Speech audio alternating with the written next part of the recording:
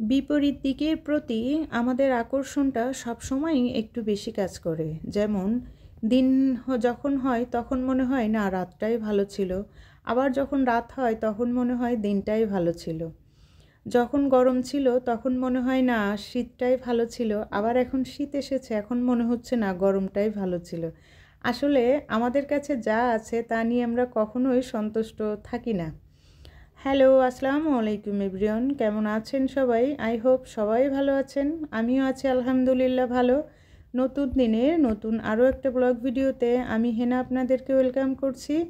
দূরে এবং কাছে যে যেখান থেকে বসে এই মুহূর্তে আমার ভিডিওটা ক্লিক করেছেন, আমি আশা করব আপনারাও ভালো আছেন, সুস্থ আছেন। আজকে প্রতিদিনের মতোই সকাল থেকে ভিডিওটা শুরু করেছি, আর অফ ক্যামেরাতে নাস্তা তৈরি করেছি, খেয়েও নিয়েছি। নাস্তা খেয়ে সরাসরি রুমে চলে এসেছি। আর এই তো দেখেন, সকালের দিকে এতটা পরিমাণে বাতাস থাকে যে সব সময় কিন্তু রুমের সব পর্দা গ্লাস সব আটকিয়ে রাখা হয়।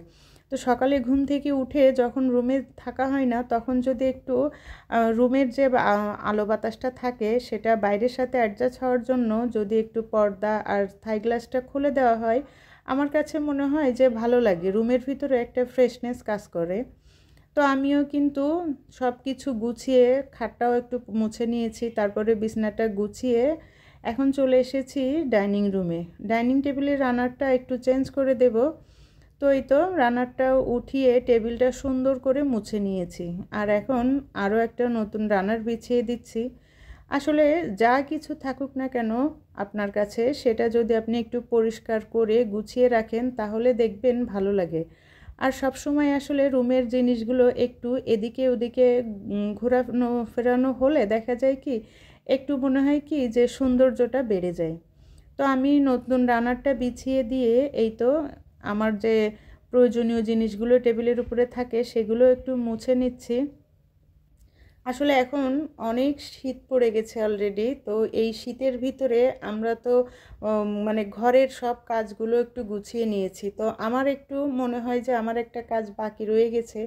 এই শীতের ভিতরে যখন তখন আমাদেরকে একদম ধোঁয়া ওঠা যে গরম গরম ভাত দেয়, আমি আমার সেই রাইস কুকারটাকেই আজকে একটু এক্সট্রা কেয়ার করব, সেই প্ল্যানটাই নিয়েছিলাম। প্রতিদিনই করব করব ভেবে আর করা হচ্ছিল না, কিন্তু আজকে ফাইনালি বলেছি যে না, আজকে যাই কিছু হোক আজকে আমি রাইস কুকারটা একটু পরিষ্কার করে নেব। আসলে ওভাবে করে প্রতিটা জিনিস যেভাবে পরিষ্কার করা হয় রাইস কুকারটা ওভাবে আমি পরিষ্কার করিনি। তো যার কারণে আজকে ওই প্রিপারেশনটাই নিয়েছি। আর দেখেন আমি কিন্তু সবগুলো জিনিস মুছে নিয়েছি। আর এই যে প্রতিদিনই মোছা হয়, তারপরও যে এত ধুলা কোথা থেকে আসে, ধুলাগুলো যে এত পরিমাণে মানে আমাদের উপরে ওদের রাগটা খাটায় যে কিচ্ছু করার নেই। মানে যখনই দরজা জানালা একটু খোলা হয়, একেবারে আত্মীয় স্বজন সবাইকে নিয়ে রুমে এসে যে বসে, আর যাওয়া যায় এর কোনো ব্যবস্থা নেই। তারপরও আমিও বলেছি যে তোমরা কত আমার বাসায় আসবে আর আমি তোমাদেরকে কতটা মানে বাসা থেকে বের করব, সেই টেকনিকটাই অবলম্বন করি। যাই হোক, দেখেন ফাইনালি কিন্তু আমি আমার ডাইনিং টেবিলটা সুন্দর করে একটু গুছিয়ে নিয়েছি। জানি না আপনাদের কাছে কেমন লেগেছে, তবে আমার কাছে কিন্তু খুব ভালোই লেগেছে। সব কিছু গুছানো থাকলে না দেখতে ভালো লাগে। আমাদের প্রতিটা জিনিসের প্রতি কিন্তু, বিশেষ করে মেয়েদের প্রতিটা জিনিসের প্রতি একটু যত্নশীল হতে হয়। পুরুষরা সবসময় দায়িত্বশীল থাকে, কিন্তু মেয়েদেরকে দায়িত্বশীলের সাথে সাথে আমার মনে হয় একটু যত্নশীলও হতে হয়। তা না হলে আমার একটা জিনিস নষ্ট হয়ে গেলে আমি বললেই কিন্তু সঙ্গে সঙ্গে চলে আসবে, কিন্তু আমি যদি একটু যত্ন করে রাখি তাহলে দেখা যায় কি আমার সংসারেরই একটু সাশ্রয় হয়। তো আমি এই যে রাইস কুকারটা নিয়ে এসেছি একটু পরিষ্কার করব। আসলে পরিষ্কার বলতে ওটা না, একটু সুন্দর করে আমি একটু মুছে নিব। আর যেখানে রাখি সেই জায়গাটাও একটু পরিষ্কার করে নিয়েছি। দেখা যায় যে যেহেতু রান্নার রুমেই রাইস কুকারটা থাকে, অনেক সময় রান্না করার সময় একটু তেল চিটচিটে ভাব যেটা হয়ে যায়, তো 2-1 দিন পর পরই আমি এভাবে একটু নরম একটা কাপড় নিয়ে তারপরে হচ্ছে টিক্স দিয়ে, পানি বেশি দিই না কিন্তু পানিটা একদম চিপে নিয়ে তারপরে এইভাবে করে আস্তে আস্তে সুন্দর করে আমি পরিষ্কার করে নিই। আর এখানে অন্যরা হয়তো আপনারা সবাই জানেন, তারপর আমি যেভাবে করি সেটাই শেয়ার করলাম। বেশি পানি দিলে হয় কি যে পানিটা যদি কখনো এই ফ্লাগের ভিতরে বা অন্যান্য জায়গায় প্রবেশ করলে তখন কিন্তু হিতে আবার বিপরীত হয়ে যাবে। তো আমি কিন্তু সুন্দর করে আস্তে আস্তে করে মুছে নিয়েছি। আর সব সময় একটা নরম কাপড় ব্যবহার করাই ভালো। আমি সুন্দর করে ঘষে ঘষে পরিষ্কার করে নিয়েছি। আর তারপরে একটা মানে সুতি ভিজা কাপড় দিয়ে এই তো মুছেও নিয়েছি। আর কিন্তু এখন আসলে খুবই ভালো লাগছে, আবার নতুনের মতো হয়ে গেছে। আসলে বাহিরের রোদটা আমার রান্নাঘরের এই জানালাটা দিয়ে প্রচুর রোদ আসে, যার জন্য সব কিছু একটু ঘোলা ঘোলা দেখা যায়। আসলে কিন্তু একদম ঝকঝকে হয়ে গিয়েছিল।